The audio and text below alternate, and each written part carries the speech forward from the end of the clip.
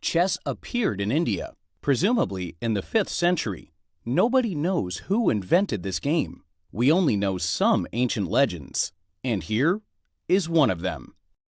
Many centuries ago, the people of India suffered from bloody battles between the armies of warlike rulers. To help the people, sages invented chess as a bloodless substitute for war.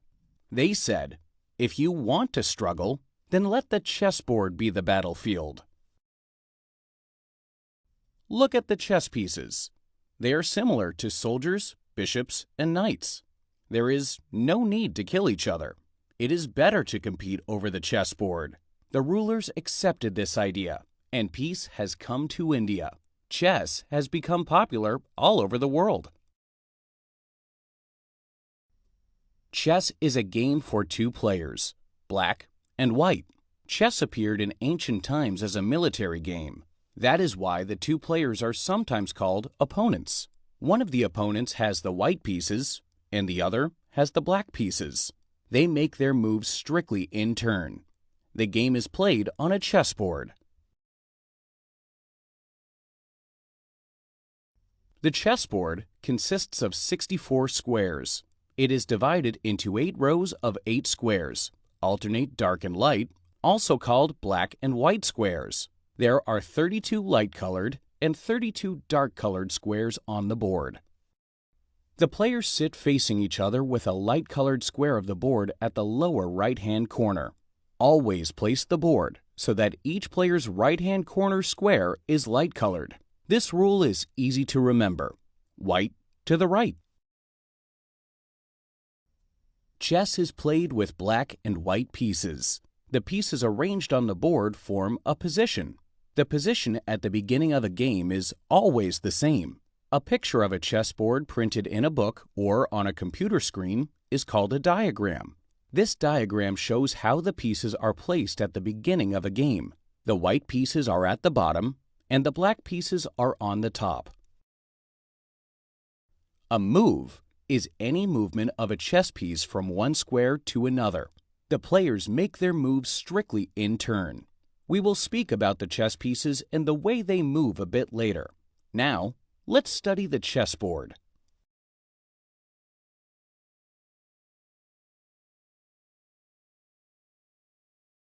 You cannot read the rest of this course or make any progress at chess without being able to read chess moves. Have a look at the chessboard. It consists of 8 rows which go from the left to the right. The rows contain alternate dark and light squares.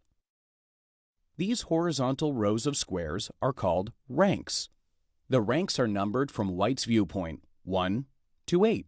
So, let's list the ranks starting from white's side. Rank 1, Rank 2, Rank 3, Rank 4, Rank 5, Rank 6, Rank 7, Rank 8. Starting from black's side, Rank 8, Rank 7, and so on. The 1st and 8th ranks are called the back ranks. The rows which go from bottom to top are called files. These vertical rows also consist of alternate dark and light squares. There are 8 files on the board. The files, from white's left to right, i.e., black's right to left, are lettered A, B, C, D, E, F, G, H. Each square has its name. This name is the letter designating the file, followed by the number of the rank. For example, to find the D5 square, find the D file and the 5th rank. Intersection of the D file with the 5th rank gives D5. Oblique straight lines of squares of the same color are called diagonals. The diagonals are usually written as, for example, E1-A5 or C1-H6, i.e., the names of squares at the edge of the board are separated by dash. Unlike ranks and files, diagonals differ in length. The A1-H8 and H1-A8 diagonals, which connect the corner squares, are called the long diagonals. Each of them contains 8 squares. There are 26 diagonals on the chessboard. Their length varies from 2 to 8 squares. Some groups of squares have their special names. The right side of the board from White's viewpoint is called the king side. The left side of the board from White's viewpoint is called the queen side. The squares d4, d5, e5, and e4 are called the central ones. Together, they compose the center of the chessboard. The chessboard is limited by the A and H files and by the first and eighth ranks. So, the outermost ranks and files outline the place of play on the board.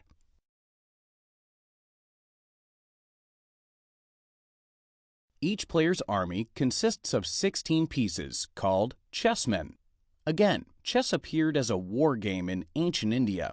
The pieces, then, represented the four main parts of an army: infantry, cavalry, elephants, and war chariots, plus the king and his counselor.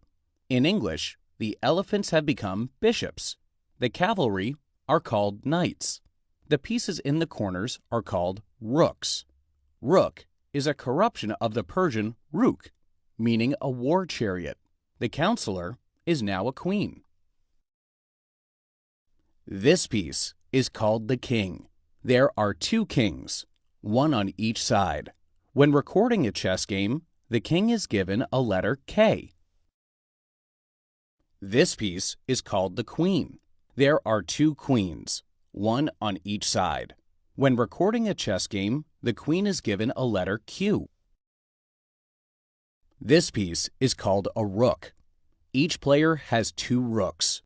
When recording a chess game, the rook is given a letter R.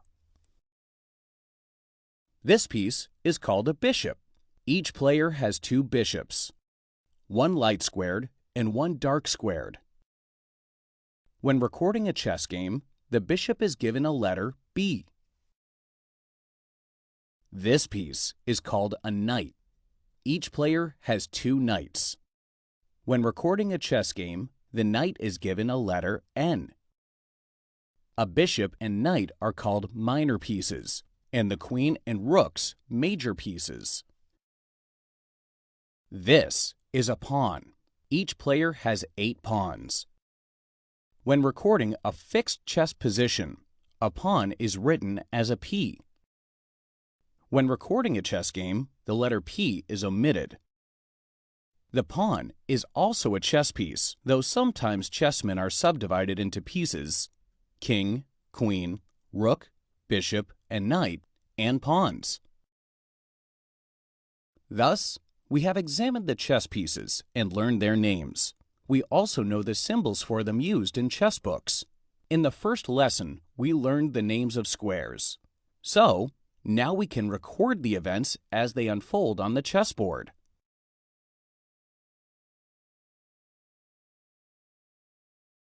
We still do not know how the chess pieces move, so we still cannot record their moves, but we can put down a fixed chess position. For example, the position on the diagram is written as follows: White, KG1, QB4, RE1, BC5, NF3, PG2. Black, KH8, QD7, RA8, BG7, NF6, PC6. Now, let's memorize the starting position and learn how to set up the chess pieces on the board before a game. Remember that the starting position is always the same. In the starting position, the rooks stand on the corner squares. The knights stand next to the rooks. The bishops next to the knights.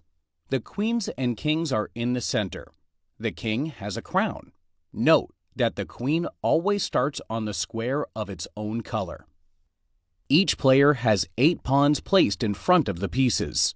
If you look at the starting position attentively, you will see that the positions of black and white are symmetrical. Any chess game starts from the starting position only, so you should remember it.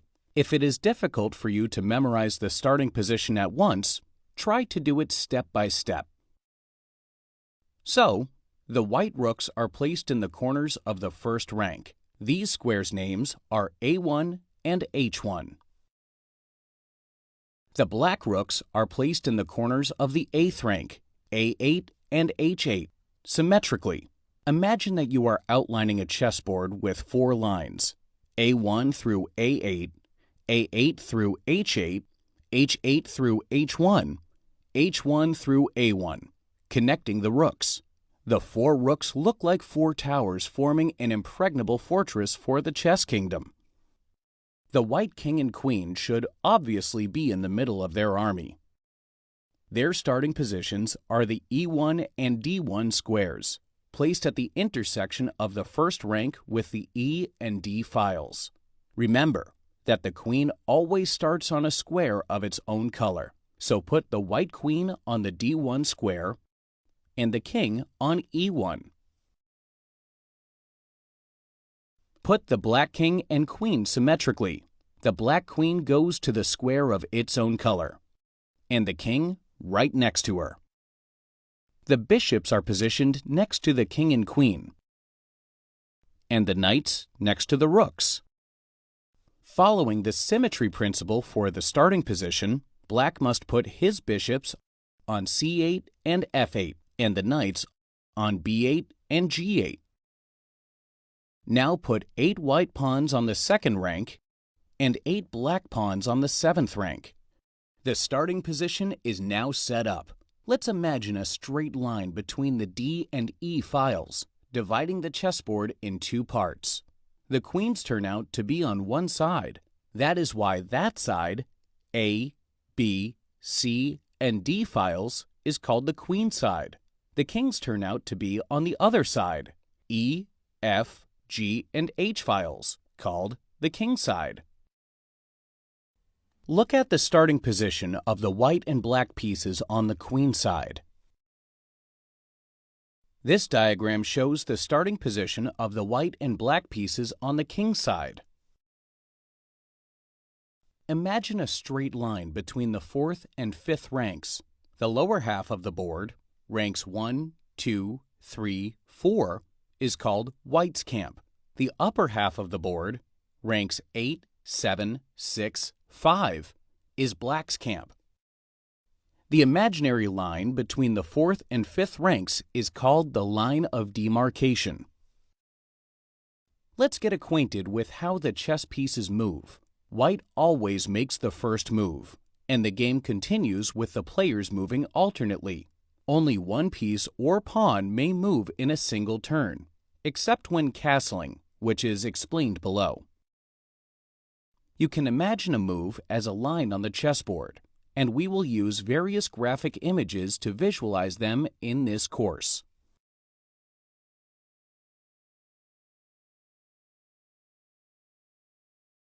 The diagram shows a graphic image of a rook's move. The rook can move any number of squares vertically or horizontally if its path is unobstructed. In other words, the rook moves forwards, backwards, or sideways in one straight line. That is, along a rank or file, as far as it likes, provided nothing stands in its way. There are 14 possible moves for a rook on an empty chessboard. So, we can say that a rook controls 14 squares. To control a square is to be able to move to it. Control of squares is a very important component of chess strategy. A rook is a long-range line piece. If an opponent's piece stands in a rook's way, then the rook can capture, you can also say take, that piece. Capturing involves moving your piece to a square occupied by the opponent's piece. The enemy piece is removed from the board, and your piece stops on that square. You may never move a piece to a square already occupied by one of your own pieces. In chess, capturing is always optional. You do not have to capture a piece just because it is possible to do so, unless it is the only legal move. The only case of obligatory capture is where the capture is the only possible way of terminating a state of check. This will be explained later on. When recording a game, a capture is indicated by the symbol X. The diagram shows a capture with a rook. You may never capture your own pieces. Besides, with the exception of the knight's move, a piece can only move as long as its path is unobstructed. No piece, with the single exception of the knight, can jump over another piece.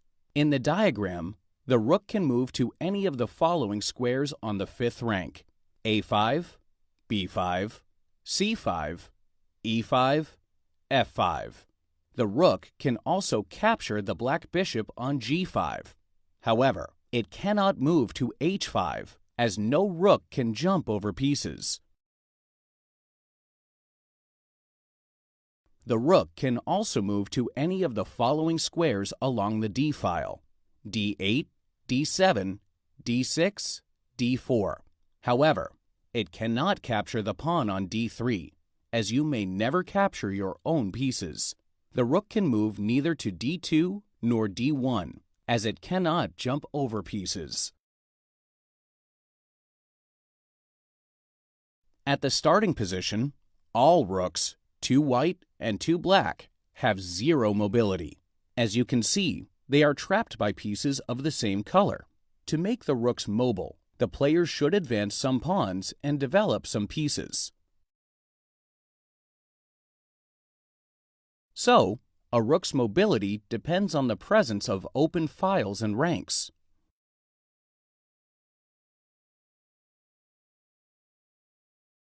The bishop moves diagonally in any direction if its path is unobstructed.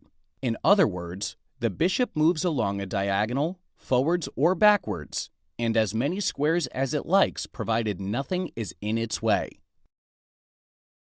All diagonals contain squares of one color. Therefore, the color of squares along which a bishop moves always remains the same. A bishop is the only piece that can only move along squares of the same color. Each player has 2 bishops, one moving along the light-colored squares and one moving along the dark-colored squares. In the starting position, the white light-squared bishop stands on F1 and the black light-squared bishop on C8. The white dark-squared bishop starts on C1 and his black counterpart on F8.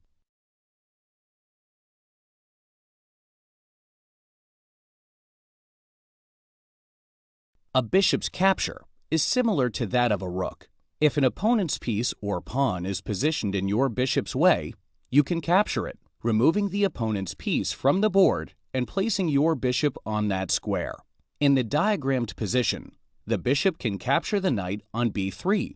The bishop can neither jump over pieces nor capture pieces of its own color. The bishop is a long-range piece. When in the center of an empty board, it fires in 4 directions, controlling 13 squares, which is only 1 square less than a rook. At the edge of the board, the bishop's mobility is restricted to 7 squares. Note that the rook's mobility remains the same even in a corner. This is because the rook moves along both light and dark squares, while the bishop moves along squares of one color.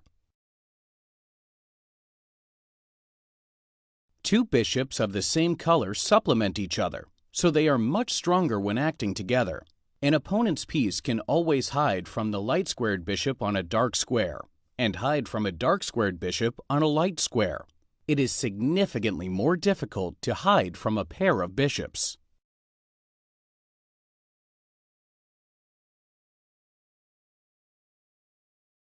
The queen is the strongest chess piece. It can move any number of squares horizontally, vertically, or diagonally if its path is unobstructed. In other words, the queen combines the powers of rook and bishop. That is, moves straight ahead, straight back, sideways, or along a diagonal, and as many squares as it likes provided nothing is in the way. The queen cannot jump over pieces. A rook or a bishop positioned in the center can move in 4 directions, whilst the queen is firing in 8 directions. When standing on one of the central squares, d4, d5, e4, e5, the queen controls 27 squares.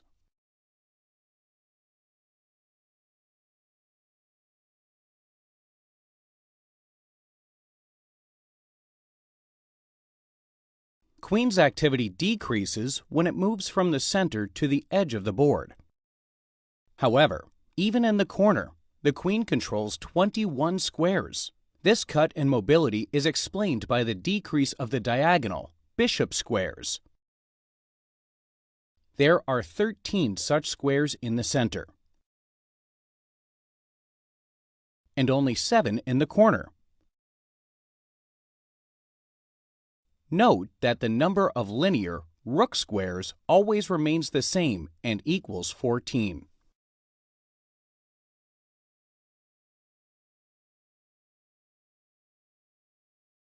If an opponent's piece is in a queen's way, then the queen can capture it.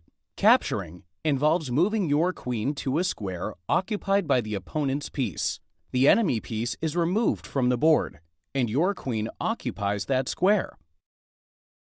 In the diagram, the white queen can capture the black f6 bishop.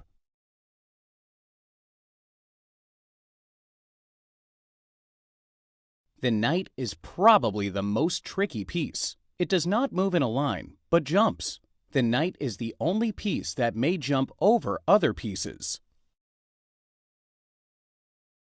The knight's move is L-shaped. The knight always jumps in the same sequence: 2 squares in a straight line, and then 1 square at a right angle. It must end its move on a square of the opposite color from the one on which it started.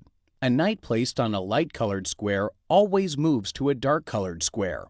And, on the contrary, from a dark-colored square, a knight always moves to a light-colored one. The diagram shows the squares controlled by the e4 knight. The 8 squares are available to the centralized knight. A knight can never control more than 8 squares. Knight's activity depends on its position on the board. The 8 squares are available to a central knight. Knight's activity on the edge of the board is limited. From a corner, the knight only commands 2 squares. The knight is not a long-range piece. It takes a knight at least 4 moves to get from the first rank to the opposite edge of the board.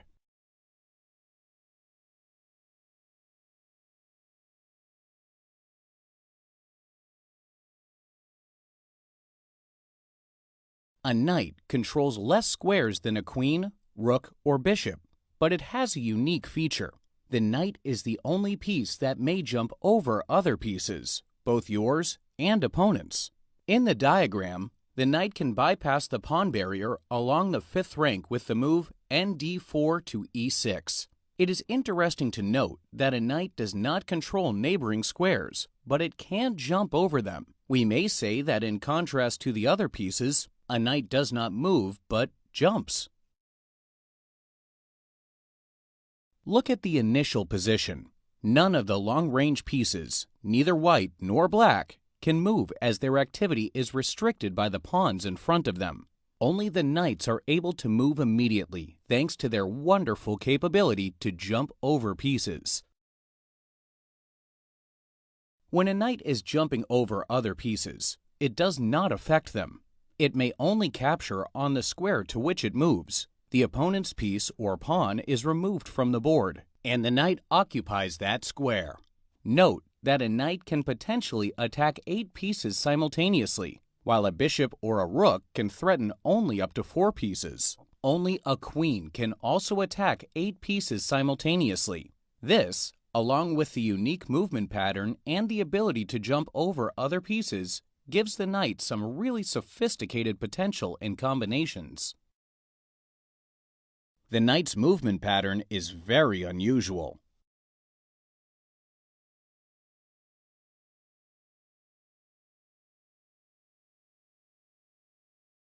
The king can move one square in any direction. In other words, the king moves like the queen, but only one square. The king can only control up to 8 squares.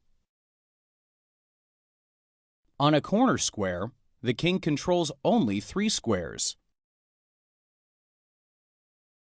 The king can capture opponent's pieces. The opponent's piece or pawn is removed from the board. Then the king occupies that square. The king's movement obeys one very important rule. The king cannot move to a square controlled by an opponent's piece. The king can obviously move to a square controlled by a piece of the same color.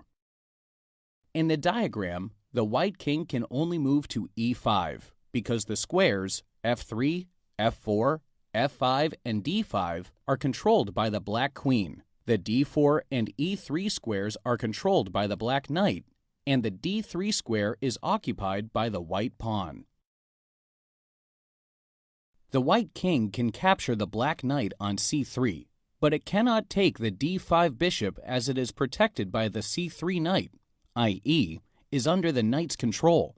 The white king can move neither to c4 nor to e4, as these squares are controlled by the black bishop. 2 important points follow from this rule. 1. It is impossible to capture the king. 2. The kings remain on the board until the end of the game. A king can never move to a square next to the enemy king. The kings are always separated by at least 1 square.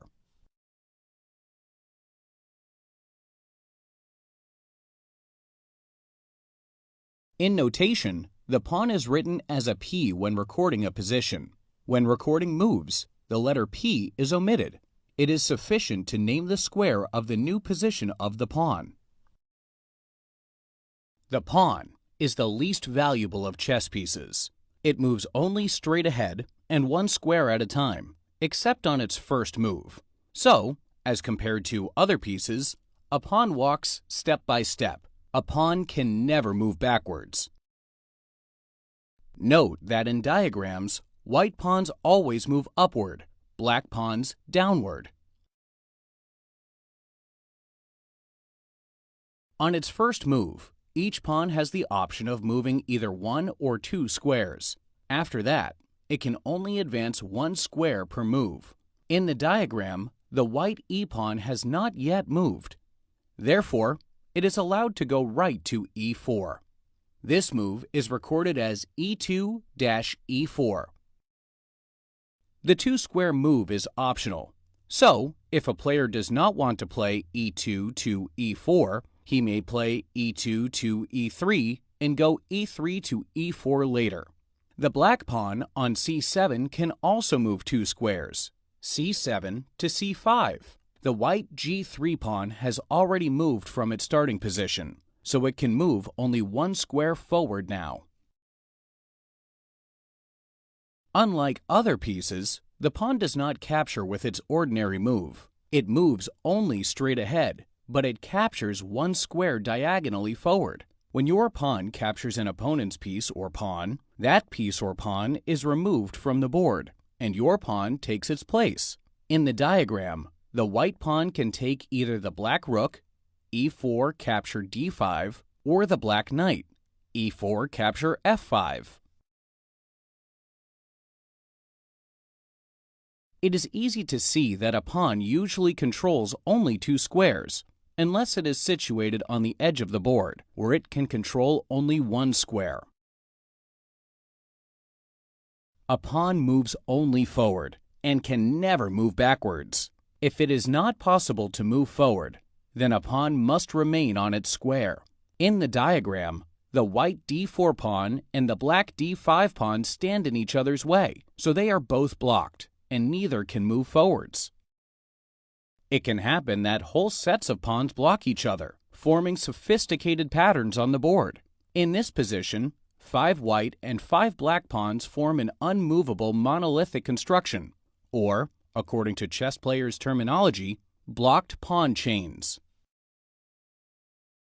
You can prevent an opponent's pawn advance by placing your piece in its way. In such a situation, one can say that the piece blocks the pawn. In this diagram, the white knight is blocking the d4 pawn, while the black bishop is blocking the f5 pawn. Both black and white pawns cannot move forward, but each of them controls 2 squares. The pawn is a piece of rather modest possibilities, as compared with other chess pieces, but it has one magic feature. Upon reaching the 8th rank, the pawn must be promoted to any piece of the same color except the king. In other words, the promoted pawn may not be exchanged for another pawn or a second king. You can make a pawn a queen even though your original queen is on the board. This means that it is possible to have more than one queen or more than 2 rooks, knights, or bishops per player on the board.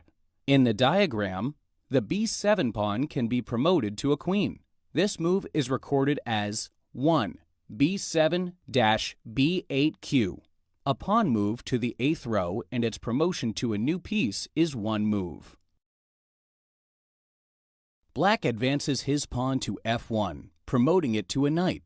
1 f2 to f1n. As you already know, the queen is the most powerful piece. That is why a pawn is most often promoted to a queen. This promotion means a huge increase in force. Note that when a pawn reaches the last row, it cannot remain a pawn and must be promoted. There is one more rule associated with pawns, which is a stumbling block to learners. It is called capture en passant, in passing. When your opponent moves a pawn 2 squares on its first move, and your own pawn is on your 5th rank on an adjoining file, it may capture your opponent's pawn by moving to the square over which it has moved, just as if it had moved only 1 square on its first move. Look at the diagram. If white's pawn moved to b4, on his very next move, black could, if he wished, capture the pawn diagonally on the b3 square, which was passed by the white pawn. The white pawn is removed from the board, and the black c4 pawn goes on b3. The capture en passant, in passing, is not obligatory, but this option must be exercised immediately or it will be lost. You cannot make another move and take the pawn later on. Only a white pawn on the 5th rank or a black pawn on the 4th rank can take in passing. Only a pawn can be taken, and only when it has used its right to move 2 squares on its first move. For example, in the diagram, white plays 1 b2 to b3. Black does not want to capture the white pawn and replies with 1 h7 to h5. White continues with 2 b3 to b4, and black cannot take on b3 because white used 2 moves to advance his pawn to b4. The capture en passant is a difficult rule, so do not become upset if you are struggling with it at first. You simply need some practice. The positioning of pawns, or as chess players say, the pawn structure, characterizes a position in many respects. Thus, a great French chess player, Philidor, emphasized, "The pawns are the soul of chess." The diagram shows the possible moves for both sides at the beginning of a game. Now imagine that we have removed all the pawns from the board. Now, the firing lines of long-range pieces are not restricted. Without pawns, a chess game would be rather short, and the board would become almost empty in 4 or 5 moves.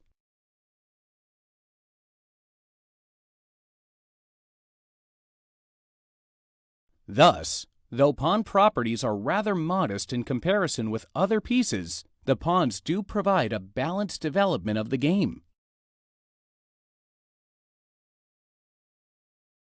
So, we are now acquainted with all of the chess pieces. Each piece has an average value. Which piece is stronger and which is weaker? Some pieces are more powerful than others because they are able to control more squares on the board. Therefore, the queen is the strongest piece and a pawn is the weakest. How can we evaluate the strength of a chess piece? The table of relative chessman values is useful. Being the weakest, the pawn serves as a unit of chess piece strength. Pawn equals 1. Using the pawn as a measuring unit, we can approximately evaluate the strength of the other pieces. The knight equals 3 units or pawns. Knight equals 3. The bishop equals 3 pawns. Bishop equals 3. A bishop controls more squares than a knight on the empty chessboard, but the knight cannot be obstructed and has access to all 64 squares, compared to the bishop's 32. These special factors favor the knight so much that its true average value approximates to a bishop's. The rook is the equivalent of 5 pawns. Rook equals 5. The queen is the equivalent of 9 pawns. Queen equals 9. The value of pieces becomes important every time there is a possibility of capturing or exchanging pieces. During the game, it is important to keep the value of each piece in mind. In some positions, average values can be misleading short-term, but normally they are a good guide, and the player with stronger pieces has better chances of winning the game. In general, compare the value of the pieces you lose to the pieces you win, and pick more favorable trades. A queen and a pawn, for example, are approximately equivalent to 2 rooks. A minor piece, a bishop or a knight, is worth 3 pawns. Winning a rook for a minor piece is called winning an exchange. The exchange is worth, on the average, nearly 2 pawns. The king is a special piece. It cannot be moved to an attacked square. How to evaluate it? Since the fate of the game hangs on the king, it cannot be given a numerical value. We shall talk about it in the next chapter. Though the king is not very mobile, it is the main piece on the chessboard.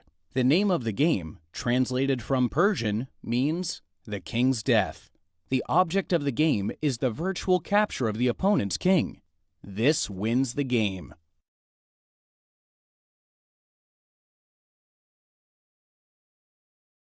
Any move that attacks the opponent's king is called a check. In other words, a check is a threat to capture the king. When a piece moves to a square from which it threatens the enemy king, that piece is said to give check, and the king is in check. In the diagram, white's king is checked by the b7 bishop. The international notation uses plus to signify check. As all other pieces, the king can be attacked, but unlike all the other pieces, the king cannot stay on the attacked square. You are not permitted to commit suicide in chess. The king must get out of check immediately if it can. A player may not place his own king in check. In the diagram, white's king is in check and must get out of the black bishop's attack. In the diagram, the black e5 knight gives check to white's king. The king cannot move to the marked squares as these squares are controlled by the opponent's pieces. Thus, the king is forced to retreat to one of the 6 squares, d4, e4, e3, d2, e2, c2, which are not attacked by black's pieces. A king may be checked by any opponent's piece or pawn except the king. Only the king cannot give check to the opponent's king. As a king can never move into check, it follows that it can never move to a square next to the enemy king. As you remember, the kings are always separated by at least 1 square. If one of the players is being inattentive and makes a move that places his king in check, he must retract that move and make another, with the piece he previously tried to move if that would be legally possible. If a king is left in check for even 1 move, that move and all subsequent moves are void. Previously, it was customary for the checking player to announce check. The current laws of chess game do not require making such an announcement as it may disturb other players. There are three types of check. In the diagram, playing 1 Rook A2 check, Black gives common check, i.e. the moving piece gives check. The second and third types are discovered check and double check. Here is an example of discovered check. Playing 1 D4 check, Black opens the B7 H1 diagonal for his bishop, which gives check to the white king. Here is an example of double check. Playing 1 Knight E5 check, White attacks the black king with two pieces simultaneously. When giving discovered or double check, two pieces act from the attacking side. Therefore, a long-range piece has to take part in the combination. In the last example, the D1 rook is the long-range piece, as was the B7 bishop in the previous example.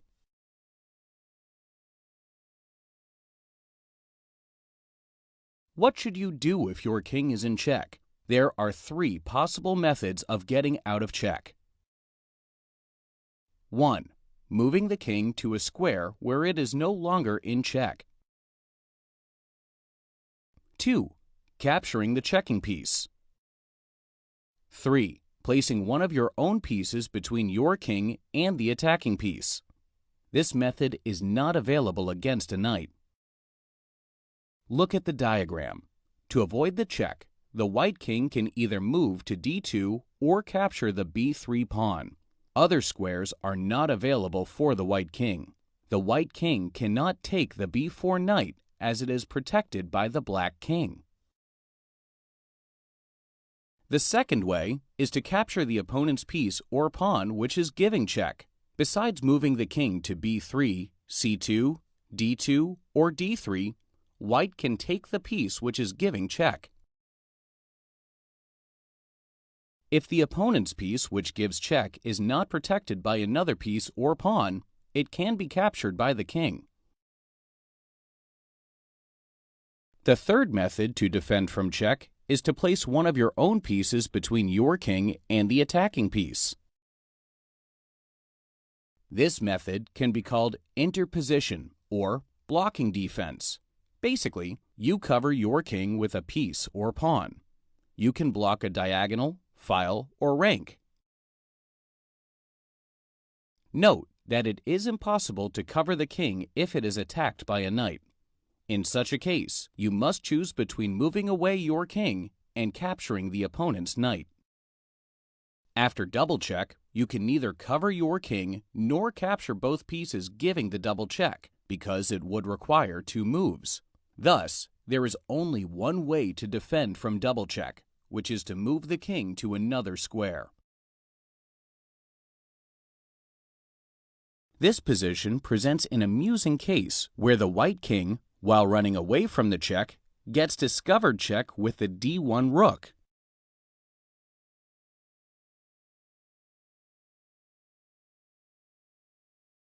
There may be a situation where one of the players cannot protect his king from check. No matter how he replies, his king will still be under attack. This is called checkmate, Persian shamat, the king's death. The word checkmate is universally abbreviated to mate. If the king cannot get out of check, it is checkmated and the game is over. Check is a threat to capture the king, and mate is a check from which there is no escape. Mate is the final goal of the game. Whoever gives mate wins. In the diagram, the white rook checks the black king. Black can neither 1. Capture the H8 rook which is attacking his king, 2. Cover from the check, 3. Nor move his king to any square. This is mate. White has won the game. International notation uses # to signify checkmate. In the diagrammed position, black can mate in one move with 1. Queen C3 checkmate. White can neither cover his king from attack, move the king away, nor capture the black queen. He cannot continue with 2. Knight captures C3, as after this move, the white king would be attacked by the h1 rook. In such cases, chess players say that the white knight on d1 is pinned, and the black rook pins the white knight.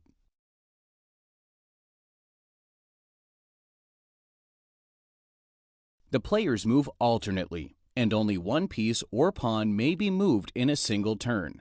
But there is a single exception to this rule. Once during a game, each player has a privilege of moving two pieces in a single move, the king and one of the rooks.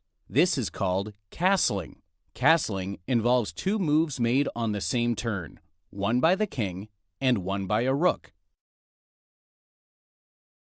To castle, you must move your king 2 squares towards the rook with which he is to castle, and place the rook on the inside square next to the king.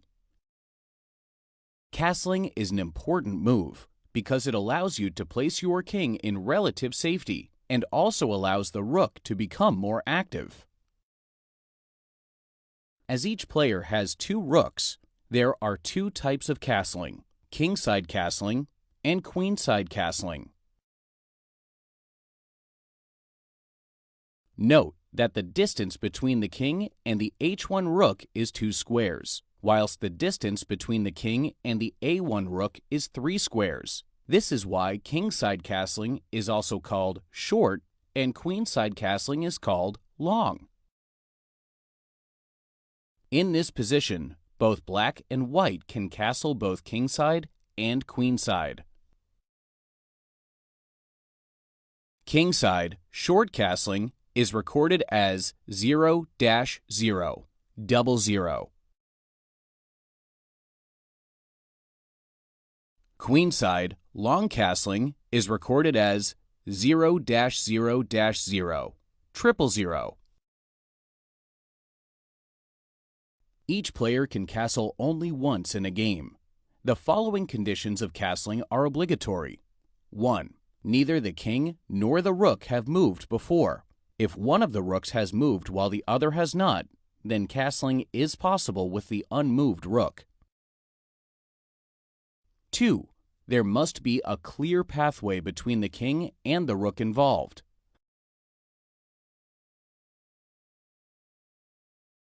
3. The king must not be in check. 4. The king must not pass through check, i.e., it must not cross a square in range of an enemy piece, but the rook may cross such a square. This can happen in castling with the queen's rook. 5. The king must not move into check.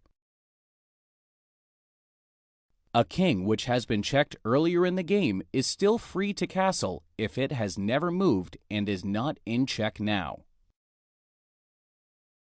As you can see, black has already used his right to castle. Now white can castle too, but only kingside. Queenside castling is impossible, as the queen's rook has already moved. Now black cannot castle as his king is in check. Black can move his king to d8 or e7 to avoid check, but in this case, the right to castle will be lost. With c6, black keeps his right to castle. Black cannot castle kingside, as the black bishop must leave the f8 square first. However, queenside castling is possible. The black king can castle to neither side, as white's bishops control both the d8 and g8 squares. Castling is also impossible for the white king now. The black bishop on f1 hampers kingside castling, whilst the h6 bishop prevents queenside castling. The white king can castle to either side. Black's king cannot castle because of the white pawn on e7.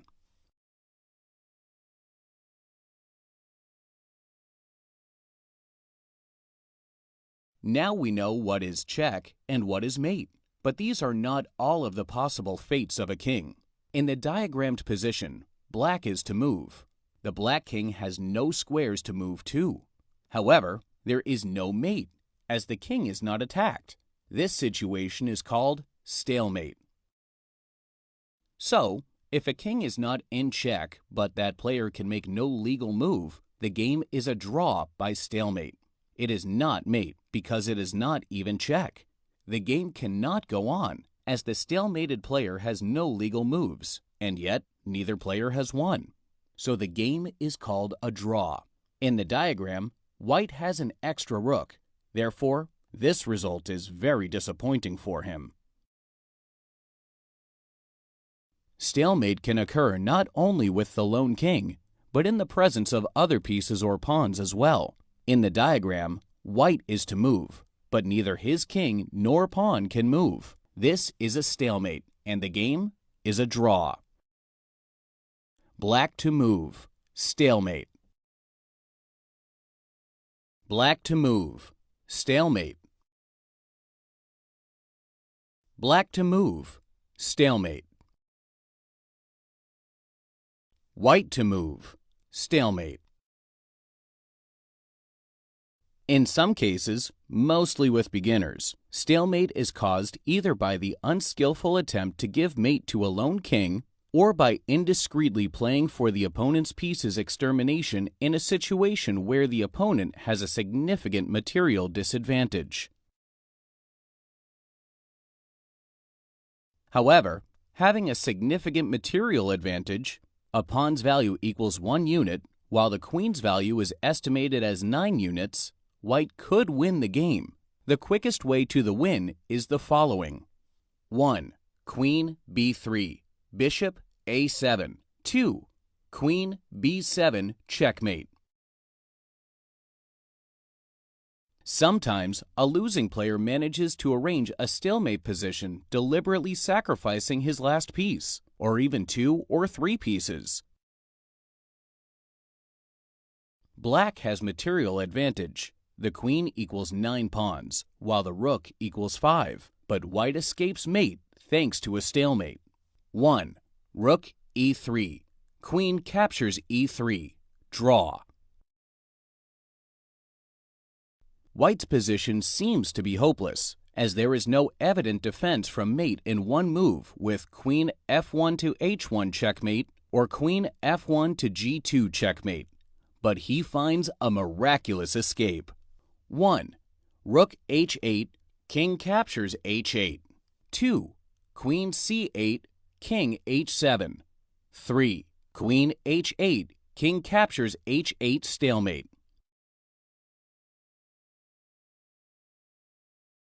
So far, we have learned about the following possible outcomes of a chess game.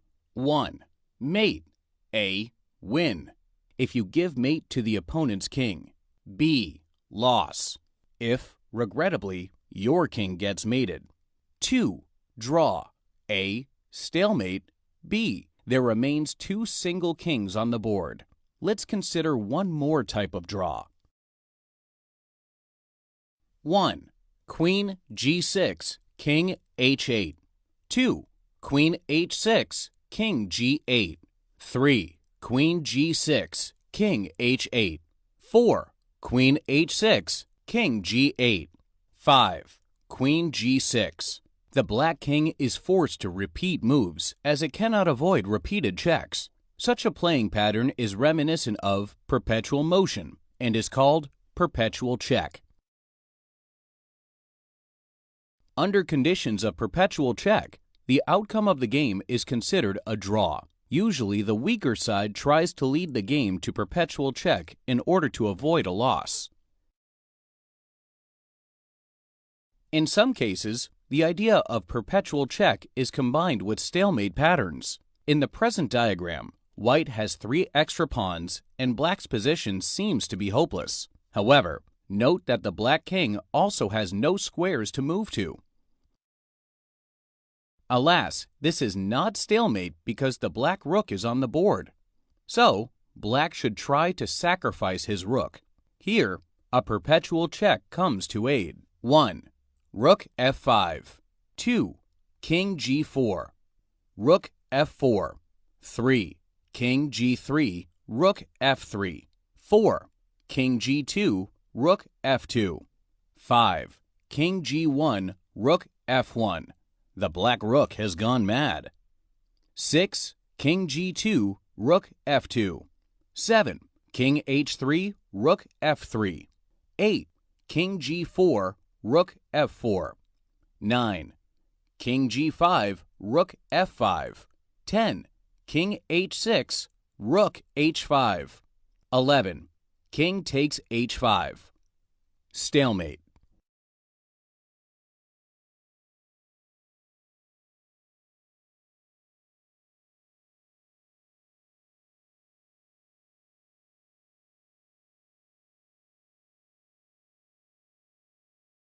Notation.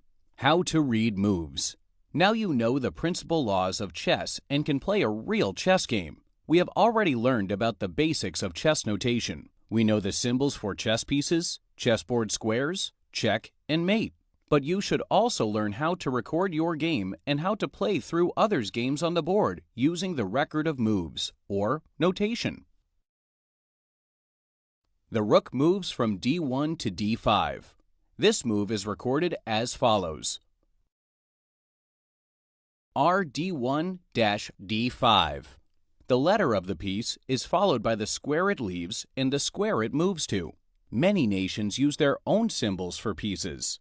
In books intended for readers from different nations, pictorial symbols are used instead of letters.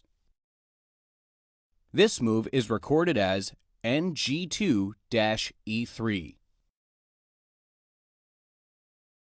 Captures are indicated by X. The captured piece is not mentioned. Thus, Nf3 x e5 means knight f3 captures on e5. Knight captures e5. White castles kingside, which is recorded as 00. Black castles queenside. It is recorded as 000. Q G3-E5 plus. The plus sign indicates check. Sometimes check is written as CH. 1. Q G1-G7 hash. A hash symbol indicates mate. Note: A2-A4. The symbol for pawn is omitted. A game is usually written in two columns. The moves are numbered. White's moves are on the left, and black's moves are on the right. Look at the notation of the following short game. 1. E2 to E4, E7 to E5. 2. Bishop F1 to C4, Knight B8 to C6. 3. Queen D1 to H5, Knight G8 to F6. 4. Queen H5 captures F7 hash. This kind of mate is called scholar's mate because of its simplicity. We recorded the game in long notation form. Besides long notation, there is also abbreviated notation, which is more common. In abbreviated notation, only the destination square is given. So, abbreviated notation of the scholar's mate is as follows. 1. E4, E5. 2. Bishop C4, Knight C6. 3. Queen H5, Knight F6. 4. Queen captures F7 hash. Abbreviated notation takes less space and time. However, some ambiguities may arise. 1. C captures D4. Pawn captures show the file from which the capturing pawn comes. Thus, CXD4 means pawn on C3 captures on D4. If either of two rooks, bishops, or knights can legally move to the same square, they are differentiated according to the file or rank. For instance, in the diagram, two rooks can go to C1, one from A1, the other from F1. In abbreviated notation, the move with the A1 rook must be written as 1, RAC1. The move with the F1 rook is written 1, RFC1. In the diagram, white has rooks on b2 and b7, which can capture the black knight on b5. The capture by the b7 rook is written r7 x b5. At first, it would be better to use long notation as it is more convenient for inexperienced chess players and is better for learning. The table below contains the list of symbols used in notation.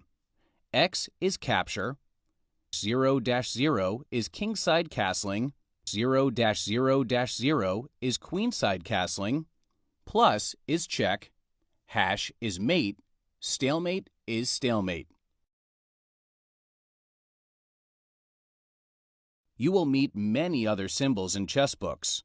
The most common are exclamation point, a good move, double exclamation point, an excellent move, question mark, a bad move, double question mark, a blunder, exclamation point question mark, a move deserving attention, question mark exclamation point, a dubious move, EP, en passant, in passing.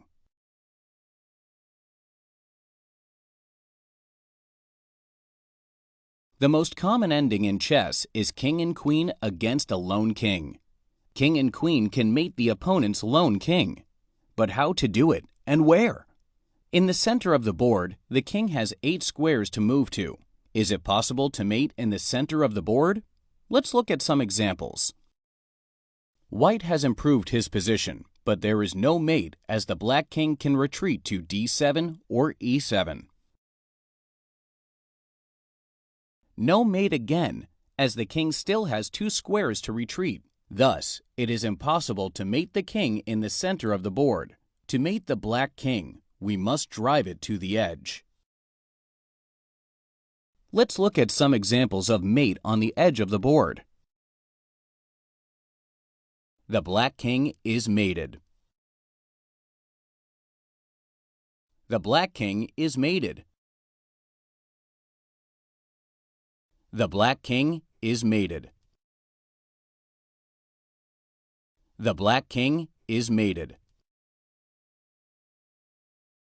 Let's see how we can push the black king to the edge. First, we must decide where we want to chase the king to. Let it be the 8th rank.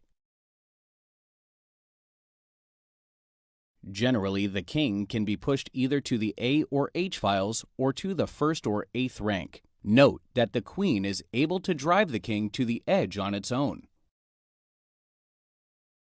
To mate the king, white should follow a definite plan. The plan consists of the following steps. A. Drive the king to the edge with your queen. B. Move your king up nearer to assist your queen. C. Your king and queen cooperate and mate easily. This is your first chess plan. Be careful when implementing the plan. Once the king is on edge, great care must be taken not to give stalemate, which concedes the opponent a draw. 1. King e6. 2. Queen c5, king f6. 3. Queen d5, king e7. 4. Queen c6. The queen is positioned a knight's move away from the black king. 4. King f7. 5. Queen d6, king g7. 6. Queen e6, king h7. 7. Queen f6, king g8. 8. Queen e7, king h8.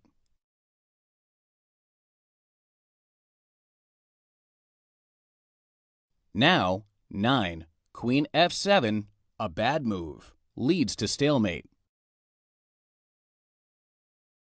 To mate, it is necessary to use the white king, so it should be brought nearer to the queen. 9. King f2, king g8. 10.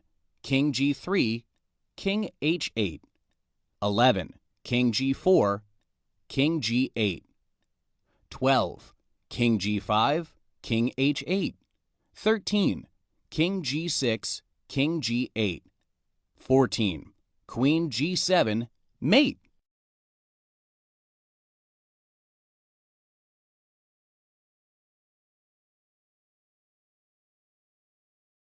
King and rook are also able to mate a lone king.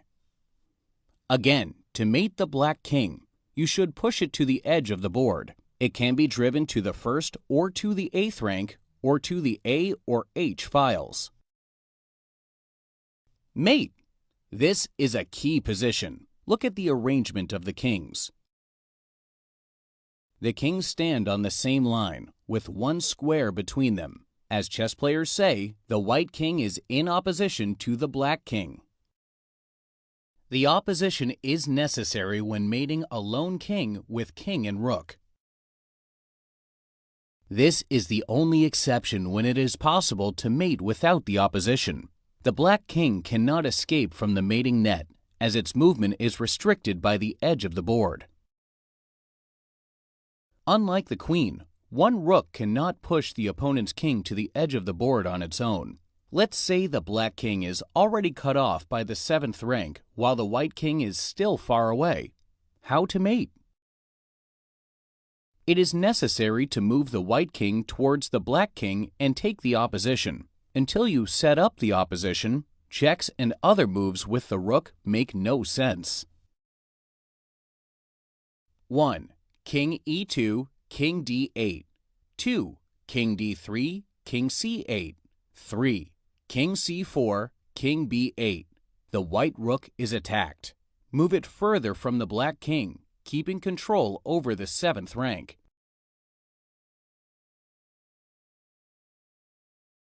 4. Rook H7, King C8. 5. King D5, King D8. Now the straightforward. 6. King D6 fails due to King E8. 7. King E6, King D8.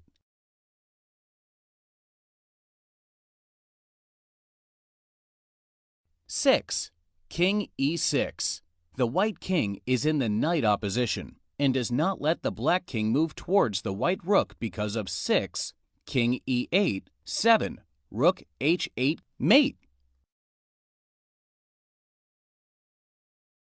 6. King C8. 7. King D6. Now black would be glad to skip his move, as any move worsens his position. Such a situation is called zugzwang. 7. King B8. 8. King C6, King A8. 9. King B6, King B8. 10. Rook H8, mate. Without zugzwang, mating with king and rook is impossible.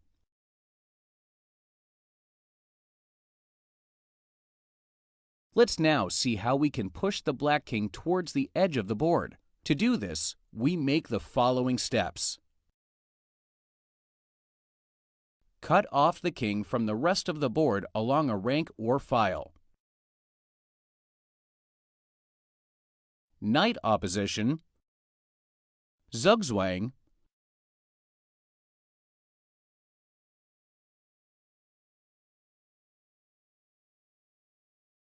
opposition,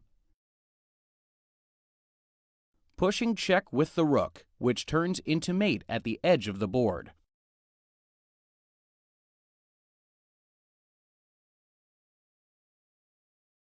Let's decide where to push the black king.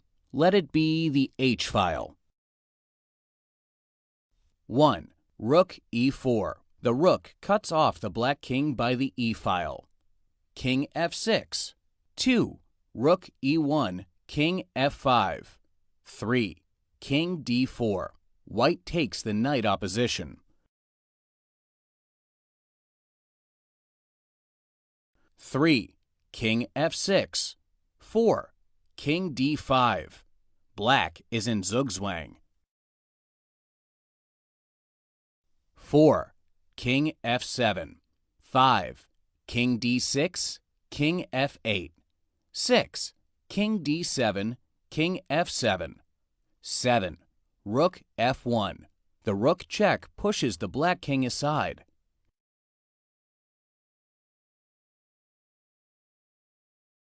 7. King G6. 8. King E6, King G5. 9. King E5, King G4. 10. King E4, King G3. 11. King E3, King G2. 12.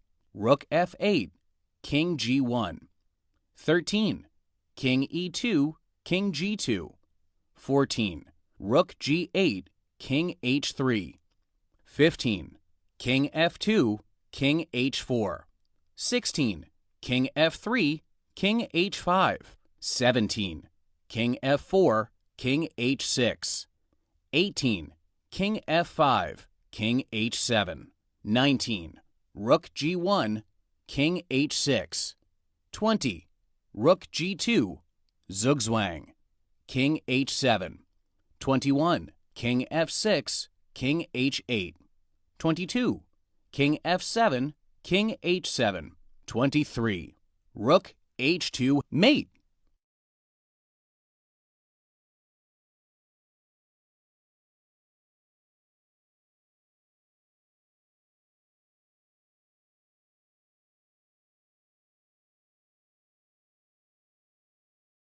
This general method of mating is reliable.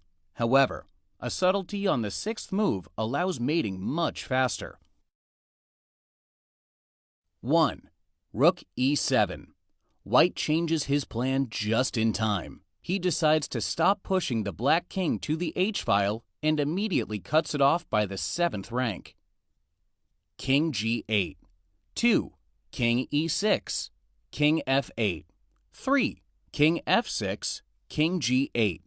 4. Rook A7, King H8. 5.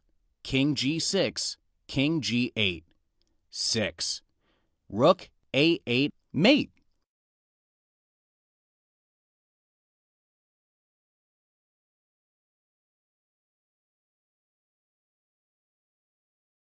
A king and a bishop cannot mate a lone king. Despite white's significant material advantage, the draw is unavoidable. The following positions illustrate that mate is impossible.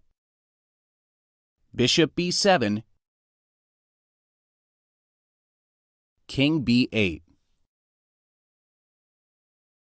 Bishop B7, King A7. Bishop E4, King B8. Bishop B7 stalemate. King and knight also cannot mate a lone opponent's king, so the game is a draw.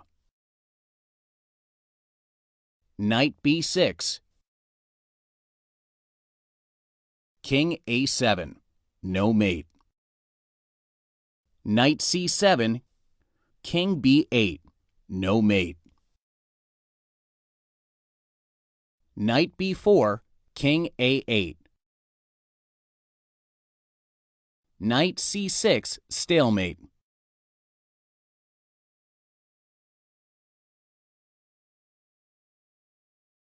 Although a pawn is weaker than a bishop or knight, sometimes a king plus pawn duo can win against the opponent's lone king. This is possible thanks to the ability of the pawn to promote to a queen when it reaches the back rank. Obviously, promoting a pawn to a queen or at least to a rook is sufficient for a win. Promotion to a bishop or to a knight leads to a draw. Let's examine some key positions of the basic endgame. King and pawn against king. The white pawn strives to reach the promotion square. Black hampers this, positioning his king on the pawn's way. The outcome of the game depends on who is to move. If it is white's move, black can draw, as white is forced to stalemate the black king. King E6, stalemate. If it is black's move, white wins. 1. King D7. 2. King F7. King D6. 3. E8 equals queen. White wins. Here we see a mutual zugzwang. In rare cases, a tempo can mean a disadvantage, and having to move is fatal. Understanding this position will help you to solve the practice exercises.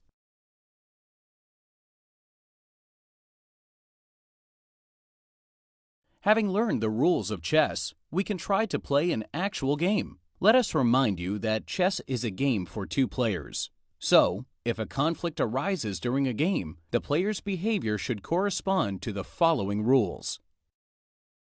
1. The touch-move rule. If you touch one of your own pieces, no matter on purpose or inadvertently, when it is your turn to move, you must move that piece if this can legally be done.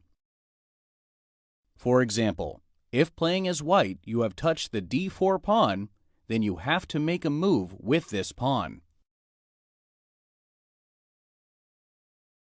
If you touch an opponent's piece, on purpose or inadvertently, when it is your turn to move, you have to capture it if that can be legally done. It does not matter whether this capture is profitable or not. For example, you are playing as black. If you have touched the d4 pawn, then you must capture it with the rook. If a forced move is illegal, then the piece touched stays on its square without consequences. In such cases, there are no penalty actions, and you can make any other move with another piece. Examples: A. You have touched the a8 bishop. However, the a8 bishop is blocked by the b7 queen and has no possible moves. So, the bishop you've touched stays where it is, without any consequences. B. You have touched the g7 rook, but if the rook moves, the black king turns out to be checked by the b2 bishop. In this situation, the rook move is impossible, so you must make some other move. You have touched the white pawn on g2. According to the laws of chess, you must capture it. The g7 rook is pinned by the e5 bishop and cannot move, so black is forced to play queen b7 captures g2 check. White replies with knight e1 captures g2, and black is losing his queen. The white pawn turns out to be very expensive for black. If you wish to adjust a piece, no matter yours or an opponent's, then you must first say, J'adoube, I adjust, and only after that you can adjust the piece. If you first touch the piece, then the touch-move rule applies. You are allowed to adjust pieces only during your turn. If it is your opponent's move, you have no right to adjust pieces. 2. Once the hand has been taken off a piece after moving it, that move is completed and cannot be retracted. While your hand is touching a piece, you can move that piece to any possible square. After you have taken your hand off, it is your opponent's turn to move. It is important to follow the rules even when you play a friendly game. Never take your moves back. There are special etiquette guidelines for playing chess. Before and after a game, the players shake hands. The loser is the first who offers his hand, saying, I resign. Any of the players can propose a draw by making a move and saying, I offer a draw. There are two possible answers, accept or no. It is not correct to talk during a game. From the ancient times, chess is called the game of kings, so the players should follow etiquette while playing. Now that you have learned these basic rules of chess, you are ready to join the several million people who have come to enjoy chess.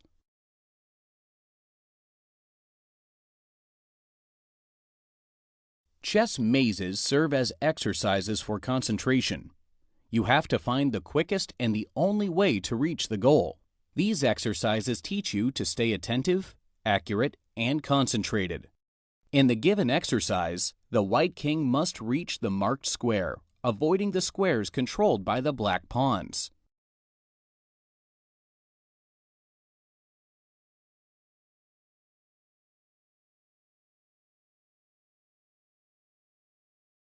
The ability to pick the best plan amongst several possible ones is characterized by concentration span. The goal is to find the quickest way to capture all of Black's pieces.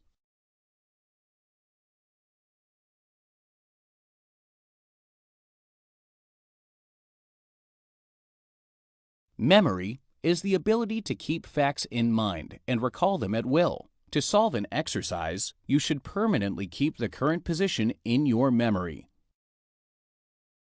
An example: which square will be controlled by both pieces after 1, Rook e2 to f2?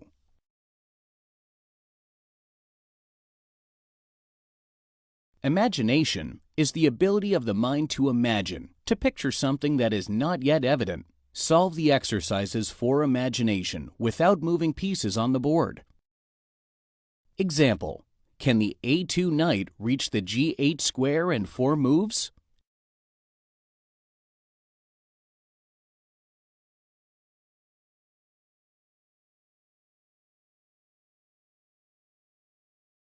Logical thinking is based on the ability to recognize cause-effect links.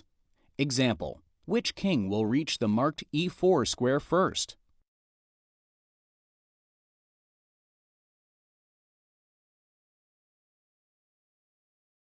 Combination recognition, or tactical vision, is the ability to recognize basic logical links between the elements of the problem. This allows one to see and examine various solutions. Example: checkmate the black king.